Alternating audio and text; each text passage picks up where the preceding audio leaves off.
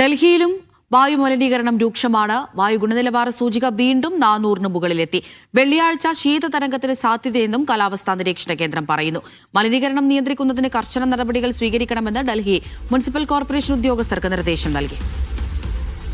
PR Aravind ഡൽഹിയിൽ നിന്ന് വിവരങ്ങൾ നൽകാനായി ചേരുന്നുണ്ട്. അരവിന്ദ്, നമുക്കറിയാം ദീപാവലിക്ക് ശേഷം വലിയ തരത്തിൽ തന്നെ വായു മലിനീകരണം ഡൽഹിയിൽ ഉൾപ്പെടെ അനുഭവപ്പെടുന്നുണ്ട്. ഇതിപ്പോൾ എങ്ങനെ പരിഹരിക്കാം എന്നുള്ള കാര്യത്തിൽ എന്തെങ്കിലും ഒരു ധാരണയിലേക്ക് എത്തിയിട്ടുണ്ടോ അധികൃതർ?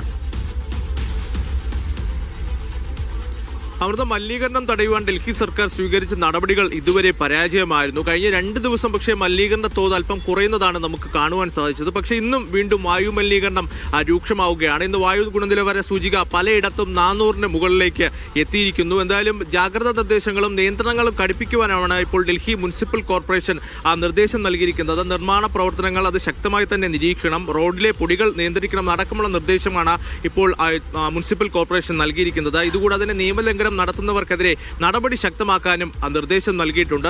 പ്രധാനമായും വായു ഗുണനിലവാര സൂചിക എന്ന് പറയുന്നത് 400-ന് മുകളിലാണ്. ഗുരുതരാവസ്ഥയിലേക്ക് എത്തിയിരിക്കുന്നു. വലിയ രീതിയിലുള്ള ബുദ്ധിമുട്ടാണ് ഡൽഹിയിലെ ജനങ്ങൾ നേരിടുന്നത്. കാരണം ശ്വാസകോശ സംബന്ധമായ അസുഖങ്ങൾ കാരണം ആശുപത്രിയിലേക്ക് എത്തുന്നവരുടെ എണ്ണത്തിലും വലിയ രീതിയിലുള്ള വർധനവ് ഉണ്ടായിട്ടുണ്ട്. അതോടൊപ്പം തന്നെ വെള്ളിയാഴ്ച ശീതതരംഗത്തിനും ഡൽഹിയിൽ മുന്നറിയിപ്പ് നൽകിയിരിക്കുകയാണ്. ശൈത്യകാലം ആരംഭിച്ചു കഴിഞ്ഞു. അതുകൊണ്ട് തന്നെ ഇത് കൂടുതൽ വായു മലിനീകരണത്തെ രൂക്ഷമാകുമെന്നതാണ് മുന്നറിയിപ്പുള്ളത്. എന്തായാലും ജനജീവിതം പൂർണ്ണമായും ദുസ്സഹമായി തന്നെയാണ് ഡൽഹിയിൽ മുന്നോട്ട് പോകുന്നത്. കാരണം ദീപാവലിക്ക് പിന്നാലെയാണ് ഡൽഹിയിൽ വായു മലിനീകരണം അതിരൂക്ഷമായത്. പക്ഷേ അത് തടയുവാൻ പല ശ്രമങ്ങളും സർക്കാരിന്റെ ഭാഗത്തുനിന്നുണ്ടായി. പക്ഷേ അത് പൂർണ്ണ പരാജയമാകുന്നതാണ് നമുക്ക് കാണുവാൻ സാധിക്കുന്നത്. ഇന്ന് വായു മലിനീകരണവുമായി ബന്ധപ്പെട്ട ഹർജികൾ സുപ്രീം കോടതിയുടെ പരിഗണനയിലേക്കും എത്തുന്നുണ്ട്. കഴിഞ്ഞ തവണ ഈ ഹർജികൾ പരിഗണിച്ചപ്പോൾ ജഡ്ജിമാരും ചീഫ് ജസ്റ്റിസും നേരിടുന്ന ബുദ്ധിമുട്ടുകളെക്കുറിച്ച് അവർ പറഞ്ഞിരുന്നു. കർശനമായ ഇടപെടൽ സർക്കാരുകളുടെ ഭാഗത്തുനിന്ന് ഉണ്ടാകണമെന്ന് തന്നെയാണ് സുപ്രീം കോടതിയും വ്യക്തമാക്കിയിരിക്കുന്നത്. എന്തായാലും വായു മലിനീകരണം രൂക്ഷമായി തന്നെ തുടരുകയാണ്. പക്ഷേ സർക്കാർ സ്വീകരിച്ച നടപടികളെല്ലാം അപ്പാടെ പരാജയപ്പെടുകയാണ്. അമൃത.